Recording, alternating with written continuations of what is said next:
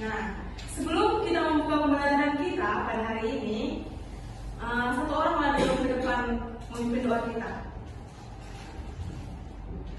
Kalau nggak ada ditunjuk aja ya. Ada yang tahu dulu nak? Ini doa kita nak. Depan Bu. Mari kita berdoa.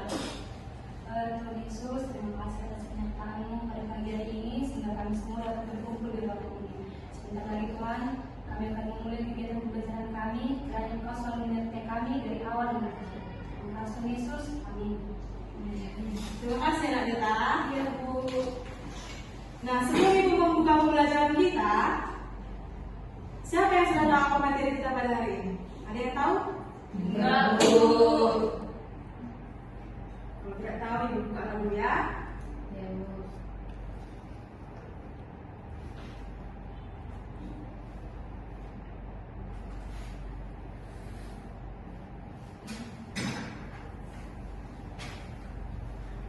Materi kita pada hari ini adalah larutan elektrolit dan non-elektrolit. Sebelumnya, siapa yang tahu di sini apa arti larutan? Tidak ada, Bu. Belum pernah mendengar apa itu larutan? Belum, Bu. Kalau tidak tahu, kita lanjutkan ya.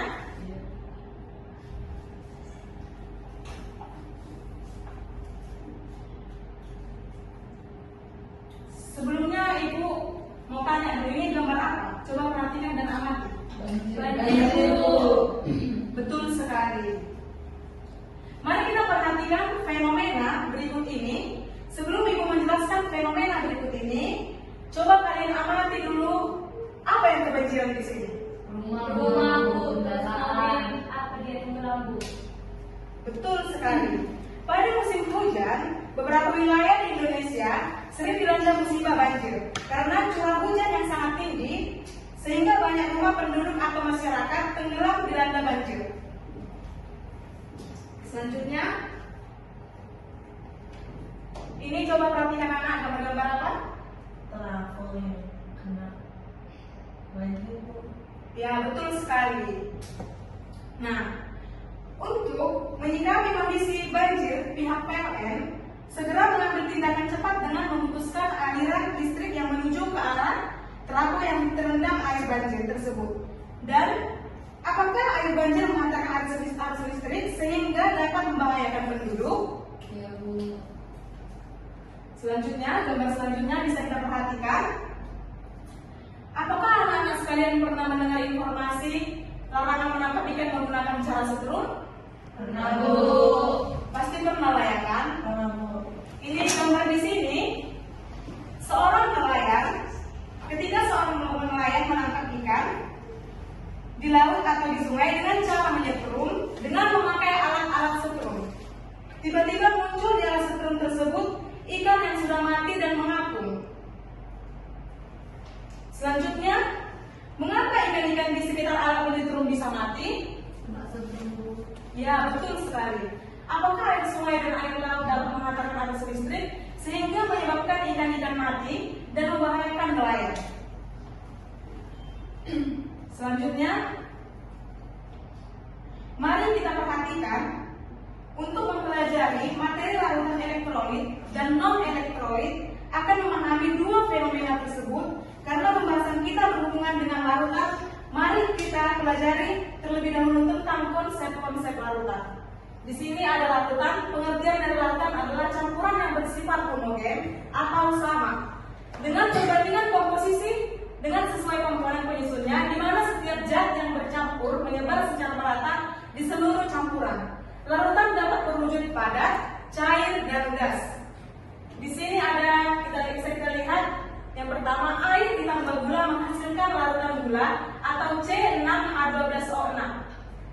kedua, air garam menghasilkan larutan garam. Air garam ditambah garam menghasilkan larutan garam, yaitu NaCl. Yang ketiga, air ditambah sirup menghasilkan larutan sirup. Selanjutnya, di sini ada komponen larutan. Ada dua komponen larutan, yaitu pelarut. Pelarut zat yang digunakan sebagai media untuk melarutkan zat lain, yang umumnya berjumlah lebih banyak dibandingkan zat lain dalam larutan. Dan yang kedua, zat terlarut, yang artinya komponen dari larutan yang memiliki jumlah lebih sedikit dalam larutannya. Di sini ada struktur zat pelarut tidak berubah. Ketika zat tersebut dicampur akan menjadi struktur zat pelarut tidak berubah. Dan ketika zat terlarut dicampur dengan larutan dan bentuk larutan, zat tersebut terlarut dapat berubah.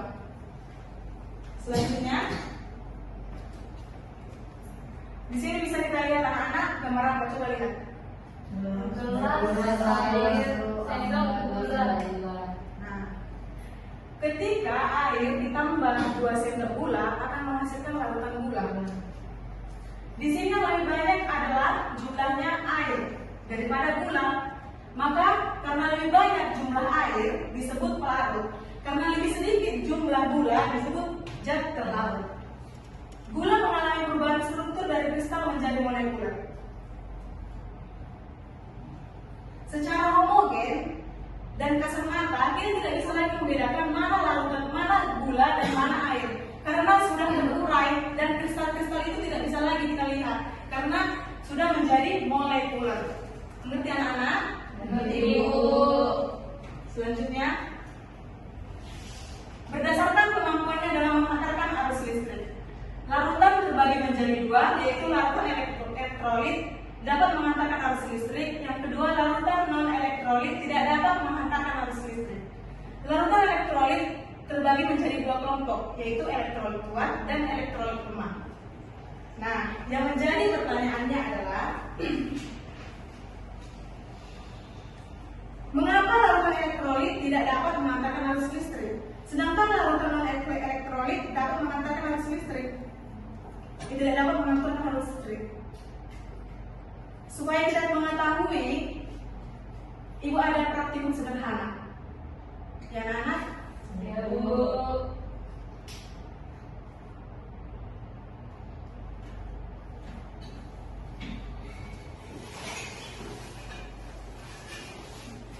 Boleh satu orang bantu Ibu ke depan? Merlin?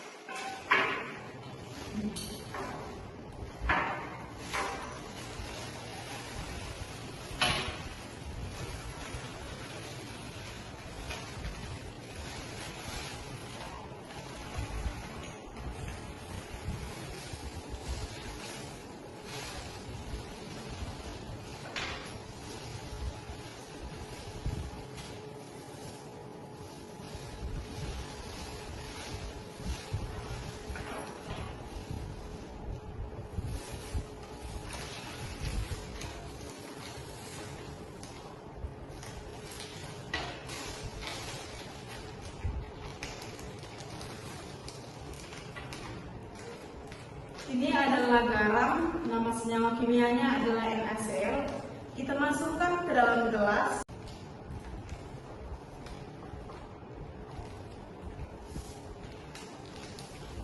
Dan ini adalah daya atau deterjen.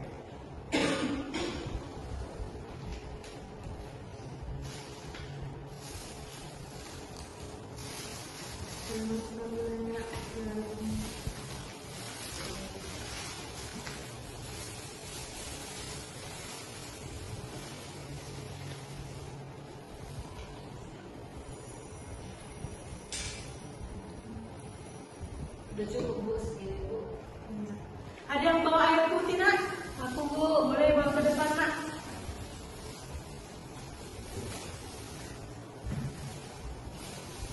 Nah, pakai terminalnya, nak. Ya, Bu. Kita harus memakai sarung tangan karena kita memakai larutan asam cuka atau air cuka. Karena itu berbahaya ya anak-anak. Iya, Bu.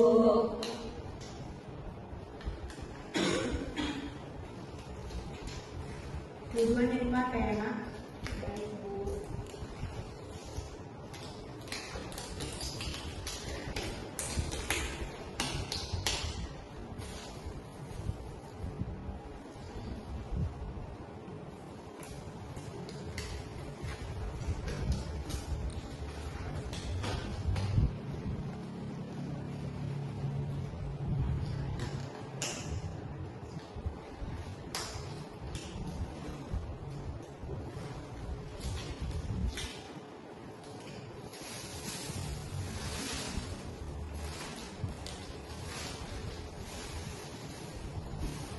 Masukkan yang ke dalam mudah.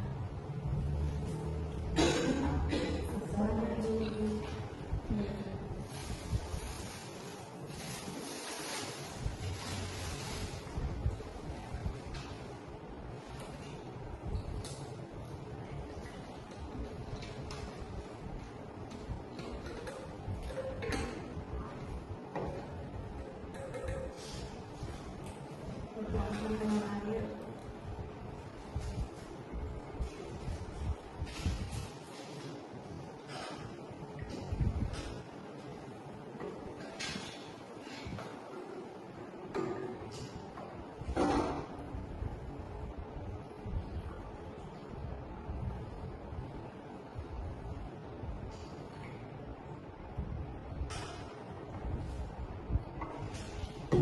Kacau menggunakan ini nah, karena ibu tadi lupa membawa sendok karena buru-buru.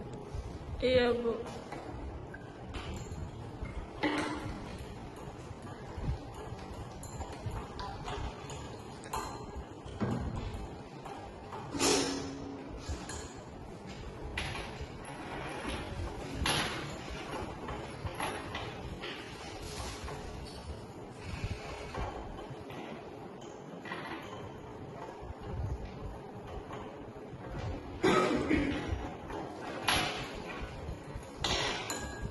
Anak-anak sediakan kertasnya ya nak. Iya, Bu.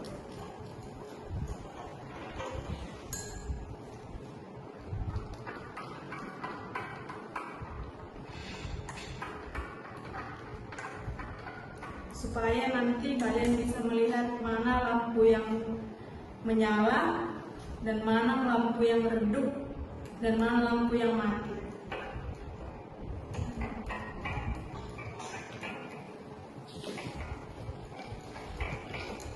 Selembar, Bu. Ya nak.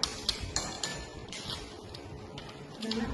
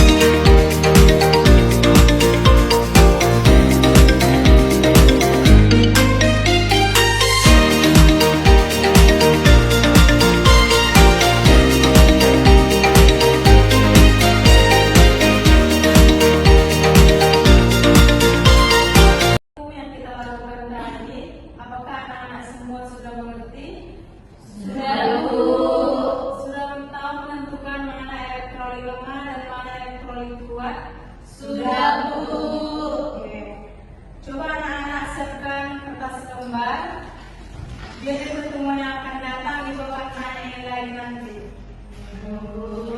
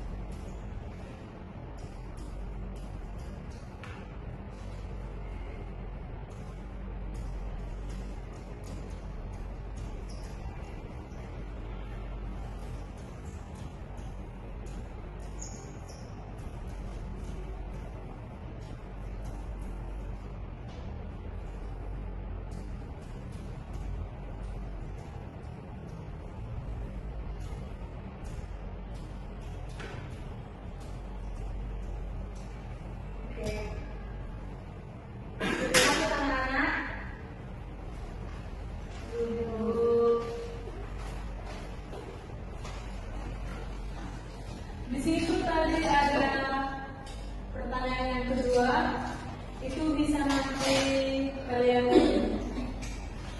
kerjakan di rumah dan ibu akan tanya di minggu depan. Oke, anak? Baik, Ibu. Sekian pertemuan kita pada hari ini. Terima kasih sudah pada semangat. Ya, selamat sore, Ibu. Minggu depan kita bertemu lagi ya. Ya, Bu. Baik, Bu.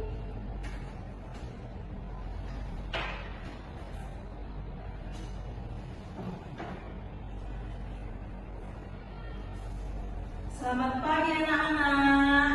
Pagi, Ibu.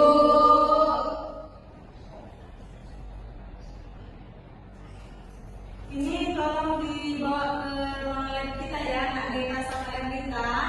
Ya, Bu. Oke, terima kasih anak sebelumnya.